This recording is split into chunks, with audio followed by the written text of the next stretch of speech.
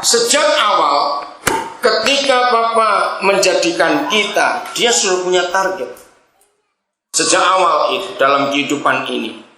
Nah, kalau kita mengetahui target yang Tuhan kita tetapkan atas kita, lalu kita sesuaikan dengan apa yang kita kerjakan dalam hidup sehari-hari, maka kita nggak akan pernah ngalami lari sana, lari sini.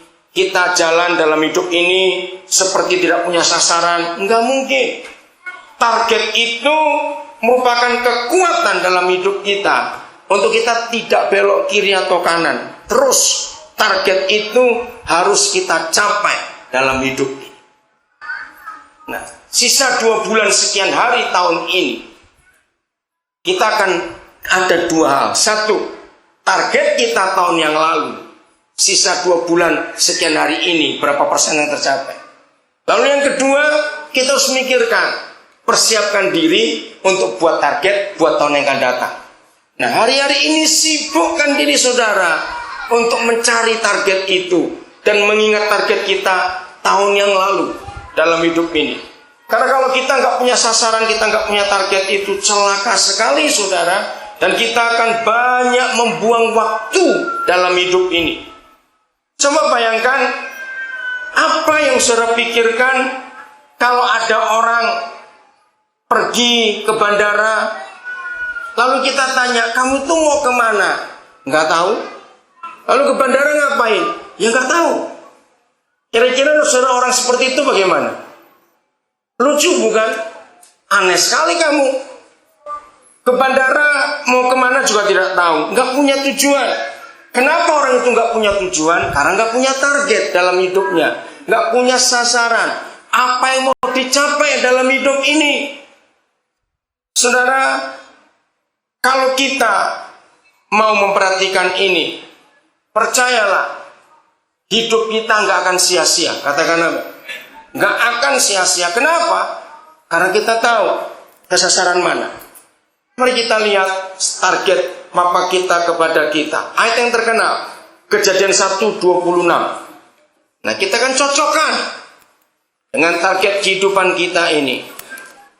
Waktu Bapa kita berfirman ini, manusia belum ada. Baru dia rencanakan. Dan dia sudah tahu apa target yang dia tetapkan untuk kita. Berfirmanlah Tuhan, baiklah kita menjadikan manusia menurut gambar dan rupa kita, supaya mereka berkuasa. Nah, ini targetnya, garis bawahi.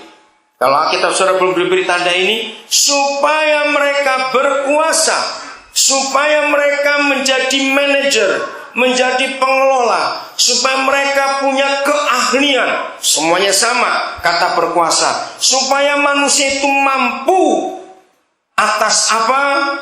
Ikan-ikan di laut, burung-burung di udara, ternak, seluruh bumi, atas seluruh bumi, dan atas segala binatang melata yang merayap di bumi. Nah, untuk mencapai target itu, ini hal yang sangat penting. Perhatikan, Papa tidak sekedar memberikan target itu, tapi tanpa memberi pelengkap dalam hidup kita. Dan ini yang sungguh luar biasa. Apa sarana, apa kelengkapan, apa yang harus kita miliki untuk mencapai target itu? Nggak main-main. Ayat 27 saudara perhatikan. Maka Tuhan menjadikan manusia itu menurut gambarnya, menurut gambar Tuhan dijadikannya dia, laki-laki dan perempuan dijadikannya mereka.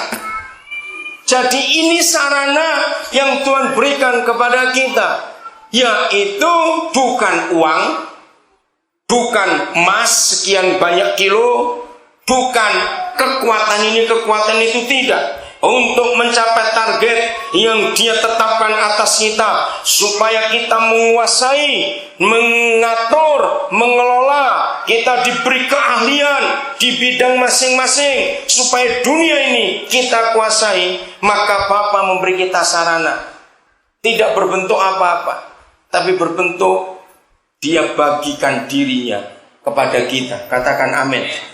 Dia bagikan dirinya kepada kita dengan mengatakan yang serupa dan segambar dengan dia. Di dalam gambar dirinya, dia berikan kekuatan itu kepada kita. Berarti kata ini, firman ini artinya bukan kita jadi seperti Tuhan dalam bentuk fisik. Dengarkan, tidak. Tapi ayat 27 artinya kita punya kemampuan yang hampir sama seperti Tuhan. Katakan amin untuk itu. Oke? Saudara beri tanda, nanti kita kembali, kita lihat Mazmur pasal 8. Kita melihat janji Tuhan ini. Wah, kalau saudara mengerti ini kan kagum betul. Judulnya menarik sekali. Para penerjemah kita bahasa Indonesia memberi judul ini. Apa judulnya? Dari ayat 1. Manusia hina sebagai makhluk mulia. Dan ini betul. Maka itu kalau diantara saudara sampai hari ini masih ada pribadi-pribadi yang tidak pernah mensyukuri hidup yang Tuhan berikan kepada saudara. Dengarkan ini. Karena setan begitu banyak menipu kita, sehingga kita dianggap tidak mampu, tidak bisa, salah. Saudara perhatikan ini baik-baik.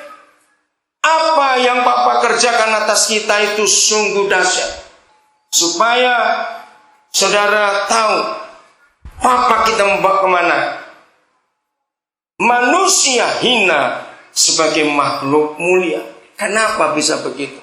Kita hina karena kita berdosa, karena kita memilih dosa, maka hidup kita jadi hancur. Tapi karena kasihnya dia mengangkat kita. Nah, kesetaraan kita dengan Bapa di surga, kesetaraan kita, hampir kesamaan ini sungguh-sungguh luar biasa, saudara.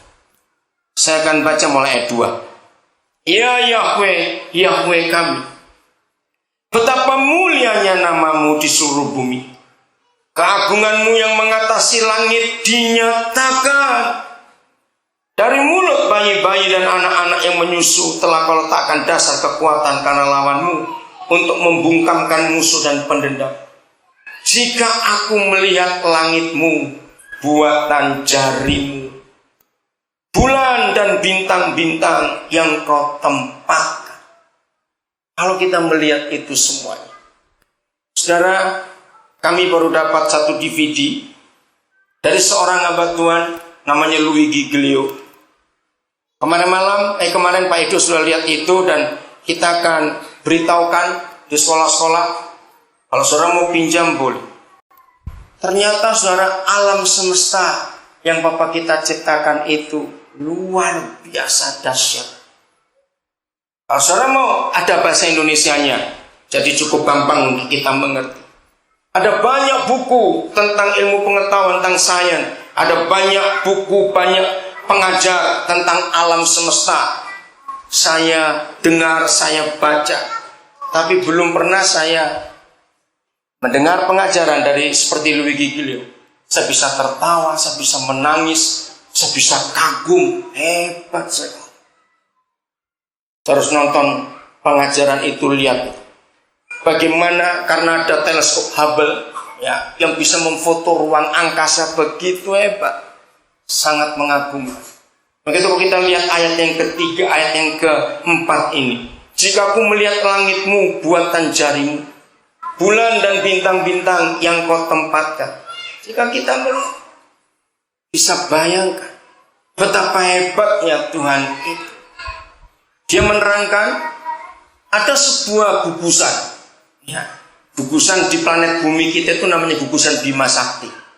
Jadi setiap satu matahari itu Papa ciptakan dengan sekian planet, itu namanya satu gugusan. Nah, gugusan yang kita hidup, satu matahari dengan 9 planet, ada lagi yang kecil-kecil lagi. Saudara, itu baru satu. Nah, di luar gugusan kita hidup ini, itu ada, dengarkan, jutaan matahari lagi. Bersama planetnya masing-masing. Kita nggak bisa bayangkan. Nah, di antara yang paling dekat saja, nggak bilang yang paling jauh,